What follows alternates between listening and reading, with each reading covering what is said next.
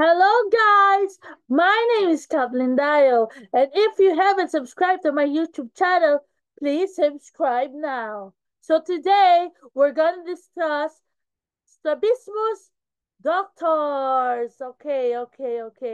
So, we will have a brief explanation what is strabismus. So, as you can see in my condition, I'll show you the banlag ako or I have exotropia. Ayan, as you can see, oh. If I'm using my left eye, my right eye is going out. Okay, so I'll explain to you what is strabismus. So, kung nandito ka sa channel ko para hanapin ang strabismus, this is strabismus. So, strabismus, commonly known as cross eye, lazy eye, or squinty eye, is a condition which the eyes does not properly align with each other. So when looking at the object, one eye may turn in, out, up, down, while the other eye looks straight ahead. So the misalignment can occur intimately or constantly. Strabismus can lead to problem with depth prescription, double vision, or may affect vision into the third eye if left untreated. So na yun, sa mga bata, sabi daw ng doctor ko as an experience, sa mga bata daw, like example, mga bata, mga 2 years old, baby, mga 5 years old, mga 10 years old, treat pa daw easily as strabismus. Pero kapag daw adult ka, magbe-base ka na lang daw sa salamin or surgery. So, mas mabilis talaga gumaling na non-surgical ang bata sa strabismus kaysa sa adult. So, na yon, ang video na to ay paghahanap tayo ng doctor kung saan po may strabismus na doktor. So, na yon, so meron po tayong 4 types of strabismus. Meron tayong esotropia or known as duling. So, ang duling po, if one eye is, example, itong eye ko is here, is gumanon po yung isa, tapos yung isang eye ko nagstay, duling na po yun. Or yung dalawang eye nyo, nakaganon po. Nakaganon po yung eyes nyo. Ayan, so dalawa po siya na nakaano po. Okay. Yun po ang esotropia. Ang ibig sabihin po nun ay duling. So, next is exotropia. So, one or both eyes turn outward. So, it means it's known as banlag. So, alam mo natin, ang kondisyon ko na yon is banlag po ako. So, bakit po ako banlag? Kasi po, ang history kasi nito, hindi po talaga childhood na banlag. Eh, noon, grade 10 kasi ako, napapunta ako Ideal Vision noon. So, noon ang Ideal Vision ko, actually, nung high school days ko, bago ako nag-transfer sa, sa small school na inano ko, actually, straight yung mata ko. Straight talaga yung mata ko. Pero na yon kasi, nung nag-homeschool ako, or grade 10 ako, naglipat ako ng small school, nag-warehouse sale kasi si Ideal Vision. So, naglaro-laro kasi mahilig ako may ADHD kasi ako eh. So, nag-touch ako ng lens. Nagsisi na ako na yon. Pinaglaruan ko yung lens sa pinakamataas na grado. Baka prism kasi yung nagalaw ko na lens. Kaya hindi ko alam ha. Pero nang ano ako na pinakamataas na grado, nilagay ko sa mata ko. Kaya siya ano siya, nag, nag, banlag siya. So na yon, ang exotropia po is one or both eyes turn outward. So sabihin natin, pwede siya gumanon, yun, banlag. Pwede siya dalawang mata na kaganyan or isang mata po na nakaganyan. So yun ang exotropia. So next po is hypertropia. So wala po siyang tawag sa Tagalog kasi bihira lang po ang nagkakaroon na hypertropia. So one eye upward. So parang ganun po siya, oh, sandali. Di ba po ang duling ganun po. Ang ang ang tawag dito, ang duling, sandali ah. Ang duling po ganun po. So bali ang banlag ganun po. So bali kung banlag at sa duling ganyan, ang hypertropia naman po is pag ganun. Isang mata po nakaganon, tapos isa po nakaganon. So, parang nakaganon po siya, oh. Hindi ko kasi ma-imagine kung paano kasi nahihirapan din ako. So, bale parang pag ganun po siya, pataas po siya. Yun parang wala po siyang tawag sa Tagalog, pero hypertropia po. So, bale ang tawag niya sa Tagalog, isang mata nakataas. So, yun ang tawag sa Tagalog. So, meron din po hypotropia. Ang ibig sabihin ng hypotropia ay one eye turned downward. So, ang mata po ay tumitingin pababa. Ang isang mata po ay tumitingin. So, ito po, kung isang mata po ay nasa taas, isa po mata ay nasa baba. So, yun po ang hypotropia. Ulitin ko po ha. Ang strabismus po ay cross eye, lazy eye, or squinting eye. So, yun ang ibig sabihin na strabismus. Yun po ang ibig sabihin. Marami na po na yun, kadalasan po bata, may strabismus. Kasi sabi daw po na iba sa birth, sabi po naman iba sa gadget, sabi po nila double vision. Katulad ko po, ang ibig sabihin po ng double vision ay isang mata ang ginagamit ko. Tapos yung isang mata ko, different kasi kadalasan po, kapag may mata tayo, kapag normal yan, dalawang mata ang ginagamit natin. Yun ano po, strabismus po, yun isa po nagbibision at yung isa po ay nagbibision. Iba po yung nakikita sa isang mata at iba po ang nakikita sa isang mata. Okay.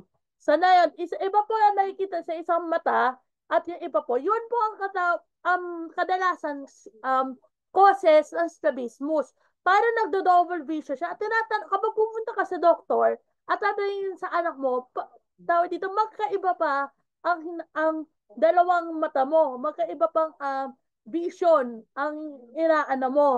So, sasabihin mo, oo. Kasi may double vision.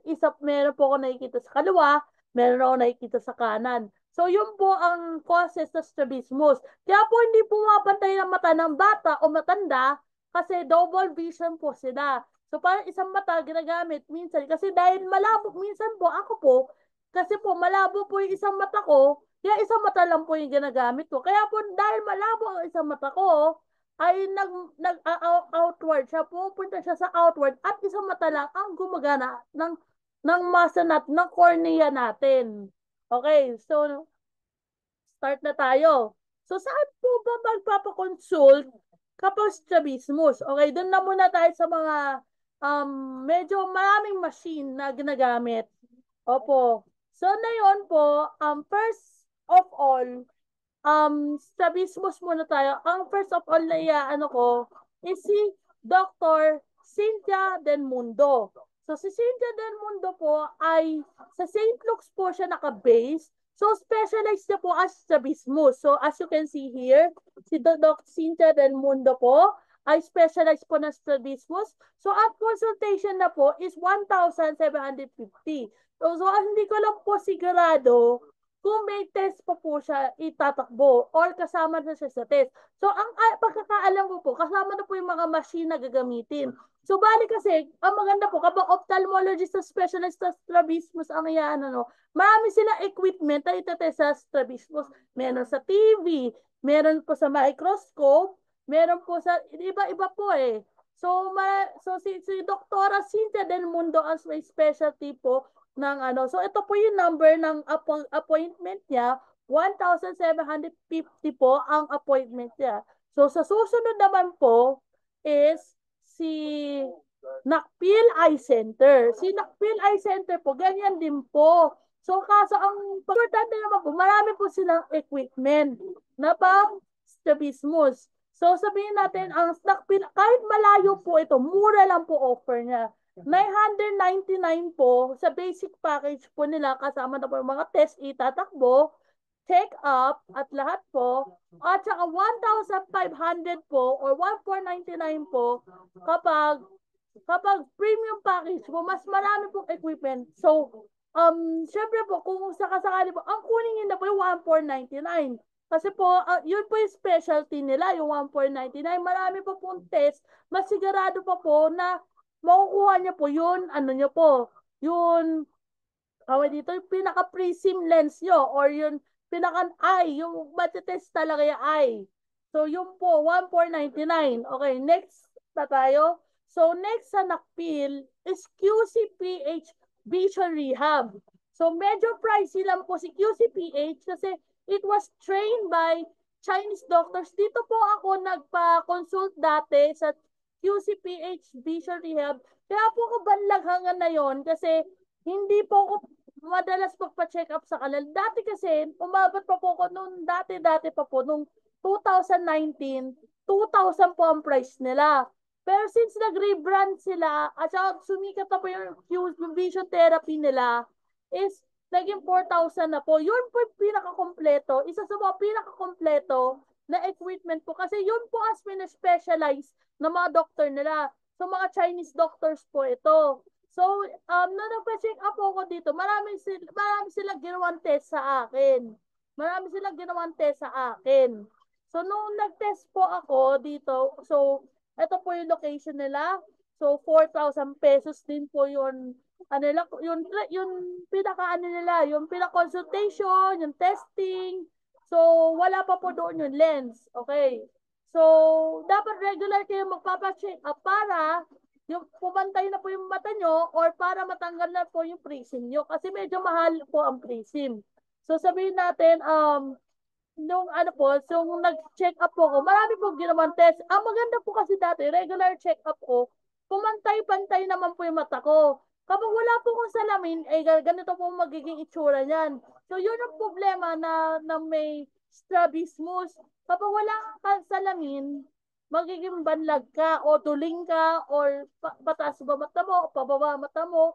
Kaya po, ang pangit po sa may strabismus po ay hindi ka makaka-contact lens.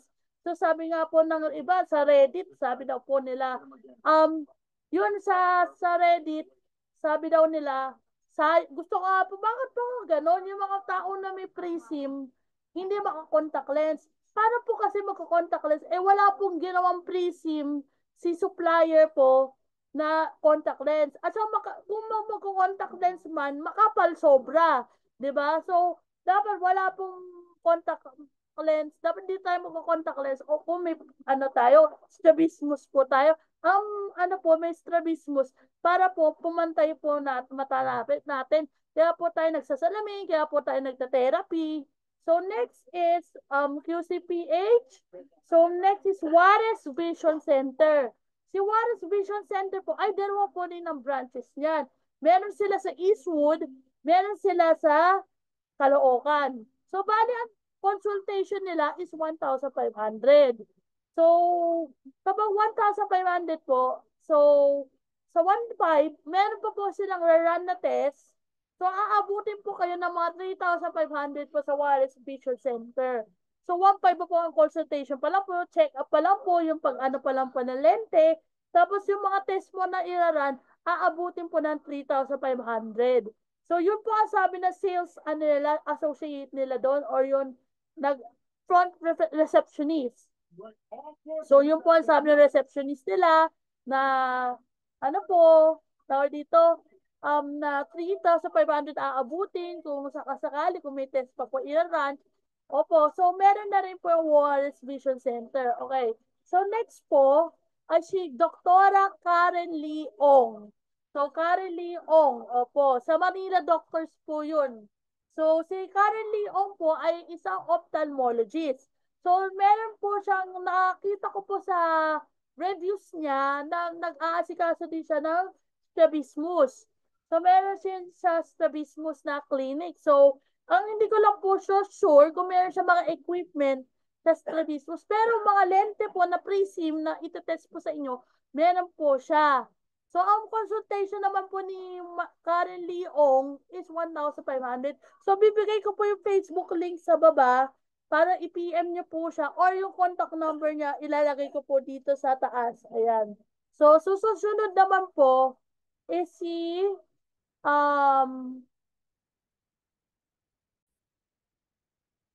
naman po si J.R. Javier Optical. So, ang maganda po kasi dito, nag-specialize din siya ng strabismus. Optometrist naman siya. So, kung malapit po kasi sa kanya, sa Camyas Road lang siya. So, hindi siya masyadong nagkakaroon ng machine sa mga equipment, pero marami na siya naging pasyente sa strabismus, doon siya nagsispecialize. Sa lazy eye, sa squinting eye, sa cross eye, doon po siya nagsispecialize. Pero ang maganda po sa kanya, free check-up siya. Free check-up. Doon po ako nagpagawa ng salamin ko kasi nalaman ko ay free check-up siya. At everyday nasa clinic siya. So, Monday to Sunday po, pumunta po kayo sa clinic niya, available po siya. Doon po siya nagtatrabaho at siya doon siya nagbabantay ng clinic niya. So, bale, nagkumuha ko sa kanya ng free check-up. So, nung pumunta ako sa kanya, nung tinest niya yung lens ko, ayun, nakita niya yung prism, nakita niya yung yung machine niya, nakita niya yung grado ko dati. So, lumipat po kasi ako ng doktor, lumipat ako sa kanya. Kasi medyo affordable, sabi ko nga, medyo affordable. So, lumipat ako sa kanya, so meron siyang prism lens, chinek niya yung prism lens, nag-explain siya na, bakit ganito, nagkaroon po ako ng strabismus, sabi daw niya. So, sabi daw niya sa akin, kasi daw, kaya daw ako nagkaroon ng strabismus kasi doon nga sa lente na nilagay ko sa mata ko. Pero meron daw din nagsabi, tinanong niya sa akin kung since birth ba daw yung strabismus ko. Kung since birth daw, ba't hindi ko daw dinala sa doktor? Sabi ko, hindi naman po since birth. Since grade 10 po kasi pinaglaruan ko po yung lens. So, ganito po yun. So, si Sir Doc J.R. Javier or Jerome Javier ay isang 20 years na po siya doctor sa optometrist sa strabismus. So, nag-assist siya sa strabismus, sa so, naging client niya pa kasi Nino Mulak. So, magaling po siyang doctor sa strabismus at yung lens ko, yung prism ko dito ay medyo tumaas na po yung prism ko. So, hindi naman po ganun kataas. So, yung strabismus ko ay okay na. So, medyo pwede ka magpagawa ng lens sa kanya. So, that's good, di ba? So, libre po ang check-up. So, paggawa ko lang sa kanya ng lens is 5,000. Affordable. So, bakit po affordable? Kasi po, yun sa libre na po yung check-up. So, parang binayaran ko na rin yung check-up. Tapos, anti-radiation pa po yung glasses ko. Tapos, may blue light, yung blue light na sinasabi. Hindi po yung blue light na na photochromic, hindi gano'n. May anti-radiation, may blue light, protection. So, bale, tas Essilor pa po yung lens ko. So, medyo mura po yun. Yung Essilor, may brand nyo. Parang siya yung France na brand. So, kung alam niyo yung Essilor, ayan. So yun po. Tao dito. So, mas maganda po talaga sa kanya sa Bismus. Kung hanap niyo po ay very, very affordable para sa anak nyo. Kay Doc J.R. Javier po kayo. Ayan. Optical. So, next po is si si Lusong Optical sa Tandang Sora. So, matagal na po si Lusong Optical. Ilang years na rin po siya. Nakapunta na po ako kay Lusong, kaso okay naman po si Lusong Optical. Maganda po yung services niya. Pero, ang consultation fee niya po is 1,000 po ang consultation fee. So, dati kasi, marami na rin siya client noon. So, nag-improve na yung services niya na yun, si Lusong Optical. So, si Lusong Optical po ay nag-improve na po sa services. So, sa Tandasora po siya. So, papasok po yun. Pero hindi ko po siguradong road. Bibigay ko na lang po sa inyo yung address. So, Lusong Optical, 1,000 consultation. Yun po, paggawa po ng lens, hindi ko po sigurado. Pero optical clinic siya. So, pwede na lang po kayo mag-inquire sa kanya. So, next is MOA Eye Clinic. So kapag sinabi MOA Eye Clinic, MOA. So dalawa po yung branch nila, Luzon Avenue at sa San Simon Street. So ang Luzon Avenue po ay dyan lang po sa may Commonwealth. O yun. Tapos po sa San Simon Street, sa may Evercall Gotesco, doon pa po sa looban. So, meron po doon sa Bismus, meron din siya yung may mga maliliit siyang equipment para po sa mga strabismus po na patients. So, nakita ko po sa Facebook page niya na nagsispecialize siya na strabismus. Okay po. Tapos next po, hindi ko po natanong sa kanya kung magkano consultation kasi i-text siya na lang po. Pwede siya i-text sa number niya. Tapos sa number niya na ipro-provide ko. Tapos, Tapos sa messenger niya, ipro-provide ko rin kung anong messenger niya. So next is Vision Therapy Philippines. So magkano po ba sa Vision Therapy Philippines po? Ang consultation sa Vision Therapy Philippines ay ano po, 2,500 po. Pero mahirap-hirap po kayo kumuha ng schedule dito. Bakit po mahirap-hirap kumuha ng schedule? Kasi po, ito po yung sinasabi nila number one sa strabismus. So, kapag sinabi number one po sa strabismus po, ito pong vision therapy, ay nagbe-vision therapy, nagte-therapy talaga siya ng ano, and regularly, kailangan magpa-check up po kayo sa Vision Therapy Philippines. 2,500 po ito. Kadalasan po nag-handle sila pediatric strabismus, adult strabismus, ganun po. So, 2,500 po. Insisend ko po yung number nila dito. At may Viber din sila. So, pwede nyo rin sila kontakin sa Viber. So, next is American Eye Center. So, sa American Eye Center po, nag-aasikaso sila ng strabismus. So, ang ano po ay 2,000 pesos po sa American Eye Center. Ang consultation sa podium ba yun? Sa podium po sila, sa podium. So, hindi ko lang po sigurado kung ano schedule nila. So, next is Global Eye Center sa Makati. So, same din po. Hindi ko po alam ano schedule nila. Pero tinanong ko sila, yun ang hindi ko po sigurado. So, check ko na lang po sila. So, bale, may mga feedback naman po sila sa Facebook, ganun po. So, kung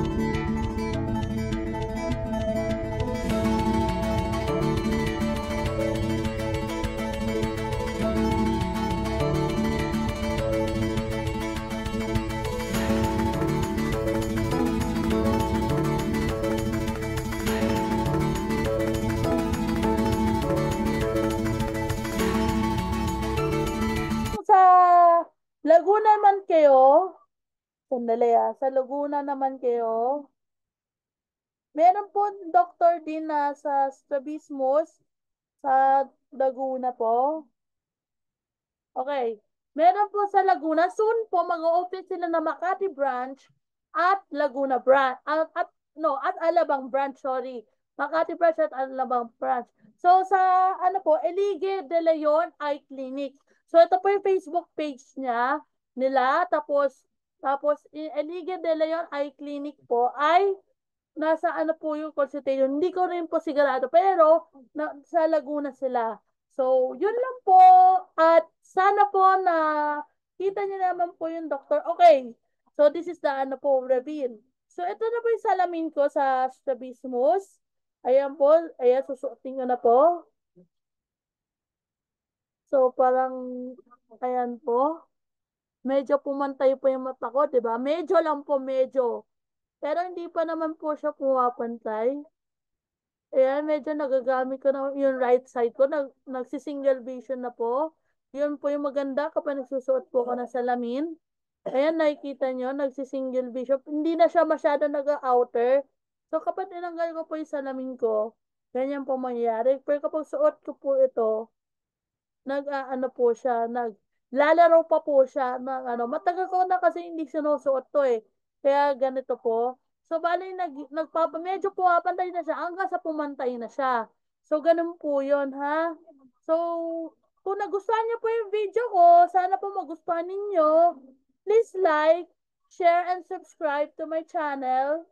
So, sana po na magustuhan niyo po yung video ko. Okay po, bye-bye!